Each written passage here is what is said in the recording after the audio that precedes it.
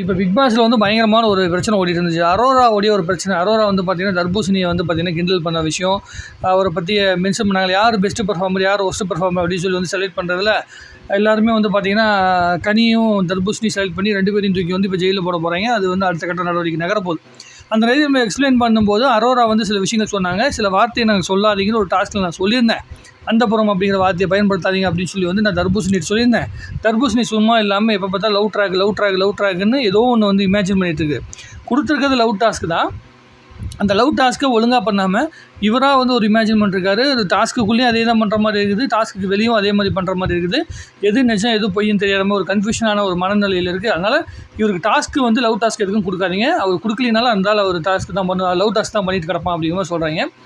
இது என்னென்னா, ஆரம்ப டைமில் வந்து விஜய் சேதுபதி ஒரு வார்த்தை கேட்டார். உங்களுக்கு வந்து இவர் இருக்கனால திவாகரனால ஏதாவது வந்து பெண்களுக்கு பாதுகாப்பு இல்லாத விஷயம் இருக்கா அப்படின்னு சொல்லி கேட்டீங்கன்னா, இப்போ கூட பெண்களுக்கு பெரிய பாதுகாப்பு இல்லாத விஷயம் கிடையாது. பட் ஆனால் திவாகருக்கு பெண்களிடம் வந்து பேசுகின்ற சில தன்மைகளில் தவறுகள் இருக்குது. அந்த திவ்யா கை கொடுக்கும்போது கையை பிடிச்சி அழுத்துறது, அதான் சொன்னீங்கன்னா இப்படி தான் போட்டு கையை பிடிச்சி நசுக்கிங்களான்னு சொல்லிட்டு வந்து திவ்யா கேட்டது, இதெல்லாம் வந்து கொஞ்சம் சாதாரண விஷயமா அவங்க வந்து ஒதுங்கி போயிட்டாங்க.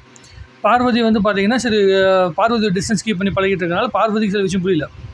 பட் ஆனால் இவங்க வந்து பார்த்திங்கன்னா பெண்கள்கிட்ட ஒரு அவங்க இங்கே உள்ள இருக்க ஹவுஸ்மேட்ஸில் வந்து அவங்களுக்குன்னு ஒரு சர்க்கிள் இருக்கும்.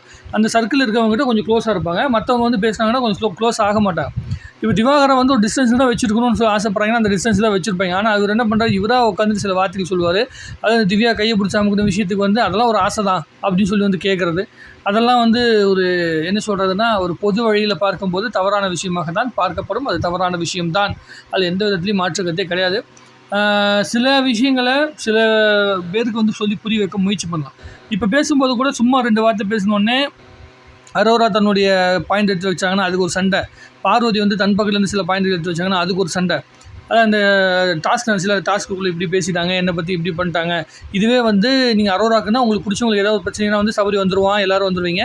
ஆனால் எனக்கு ஒரு பிரச்சனை அப்படின்னா யாரும் வர மாட்டீங்க, எல்லாருமே வந்து அப்படியே வந்து ஒதுக்குவீங்க. அத்தனை பேருமே அப்படியே ஒரே ஒரு வார்த்தை கிடைச்சா போதும் மொத்தமாக என் பக்கமே திருப்பிடுவீங்க அப்படிங்கிற மாதிரி சொல்கிறாங்க. அந்த மாதிரி திரும்பிச்சு ஆக்சுவலி.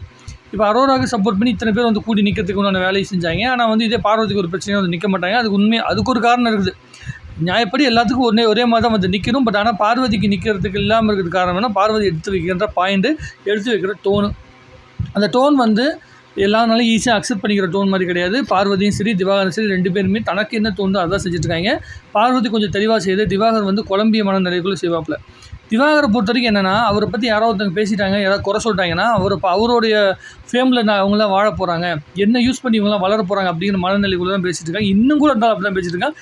நடுவில் ஒரு 2 நிமிஷத்துக்கு மியூட்டே போட்டாங்க. அந்த பிரச்சனை அரோரா பிரச்சனை முடியும் போது ஏகப்பட்ட மியூட்டு போட்டு விட்ருக்காங்க. ஸோ என்ன பேசுனாங்கன்னு நமக்கு தெரியாது. அந்தளவுக்கு அந்த இஷ்டத்துக்கு வாயை விட்டுட்ருக்காங்க.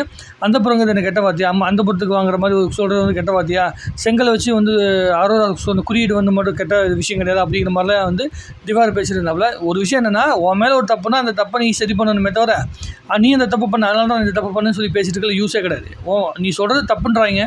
ஒரு பொண்ணு தன்னோட பாயிண்ட் ஆஃப் வியூ இந்த பார்த்து தப்புன்னு சொல்லி சரிம்மா நான் சரி பண்ணிக்கிறேன்னு சொல்லிட்டு முடிஞ்சிச்சு, அதோட ஸ்கிப் பண்ணிப்பாங்க. ஆனால் அதை விட்டுட்டு அதை நியாயப்படுத்திக்கிட்டே இருக்கேன். நான் எல்லாத்தையும் நியாயப்படுத்துகிறாப்புல. திவாகர் வந்து தன் பற்றி ஏதாவது ஒன்று பேசினாங்கன்னா நியாயப்படுத்திக்கிட்டே இருக்காப்புல. பார்வதி தன்னை நியாயப்படுத்திகிட்டே இருக்காங்க.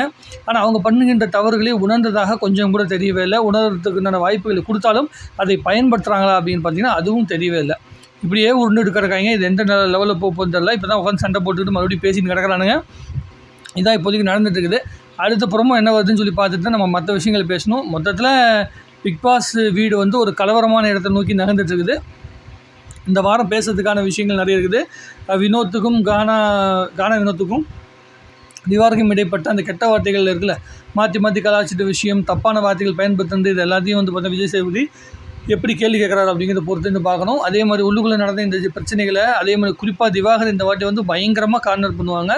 ஸோ இப்படி கார்னர் செய்யப்பட்ட திவாகர் வந்து இன்னும் ஒரு வாரம் சர்வே பண்ணிட்டாங்கன்னா அது ரொம்ப பெரிய வித்தியாசமான ஒரு மனநிலைக்குள்ள தான் கொண்டு போவோம். ஆடியன்ஸ் என்ன மனநிலைக்குள்ளே இருக்காங்க அப்படிங்கிறது நம்மளால் புரிஞ்சிக்க முடியாத அளவுக்கு ஆகி போயிடும். எனக்கு தெரிஞ்சு ரொம்ப நாளைக்கு சர்வே பண்ண முடியாத நிலைமைக்கு தான் திவாகரை கொண்டு போகிறாங்க. ஏன்னா எந்த பர்ஃபார்மன்ஸும் பண்ண விடுறதில்ல. கேமரா முன்னாடி போனாங்கன்னா அதை வந்து ஸ்கிப் பண்ணுறாங்க. ஏன்னா ரொம்ப இரிட்டேட் பண்ணிருக்காங்க. தேவையில்லாத கண்டென்ட்டை வந்து ஆடியன்ஸை வந்து என்ன சொல்கிறாங்கன்னா ஆடியன்ஸ் வந்து ரொம்ப இரிட்டேட் பண்ணுற மாதிரி ஒரு இடத்துக்குள்ளே கொண்டு போயிட்டாங்க. ரிப்பீட்டட் கண்டென்ட்டாக வர வர அவங்களுக்கு ஆடியன்ஸ் வந்து போர் அடிச்சு போயிடும் அப்படிங்கிற விஷயத்தையும் உணர்றாங்க. அதனால் நிறைய கண்டென்ட்டை வந்து ஸ்கிப் பண்ணுறாங்க. அது அப்பயே திவாகர் தெரிஞ்சு போச்சு நம்மளை வெளியே தள்ளிடுவாங்க போல இருக்குன்னு. வெளியே தள்ளினதுக்கப்புறம் பிக் பாஸ்க்கு என்ன பார்த்து போகிறாம, நான் பெண்களிடம் பேசுகிறத பார்த்து என்ன பார்த்து போகிறாம, உள்ளுக்குள்ளே இருக்கவங்களுக்கு வந்து நான் வந்து ஒரு லேடிஸ் மேனாக இருக்கிறது, ஒரு பெரிய ஸ்டாராக இருக்கிறது, நடிப்பு அரக்கனாக இருக்கிறது பொறாமை அப்படின்லாம் சொல்லி உருட்டுவார். வெளியே வந்ததுக்கப்புறம் விஜய் டிவிக்கே என் மேலே பொறாமை, நான் இல்லைன்னா இந்த பிக் பாஸ் 9ங்கிற ஒரு ப்ரோக்ராமே நடந்திருக்காது அப்படிங்கிற லெவலில் வெளியே வந்து பேட்டி கொடுக்க தான் போகிறாப்புல. அதை நம்ம பார்க்க தான் போகிறோம். என்ன நடக்குதுன்னு பொறுத்து வந்து பார்ப்போம். உங்களுக்கு என்ன தோணுச்சு இந்த அரோரா மேட்டரை பற்றி பேசிட்டு இருக்காங்கல்ல அப்படிங்கிறத உங்களுக்கு என்ன தோணுச்சுங்கிறத நீங்கள் கமெண்ட் எழுதுங்க. மற்றது மறுபடியும் பேசிக்கலாமே.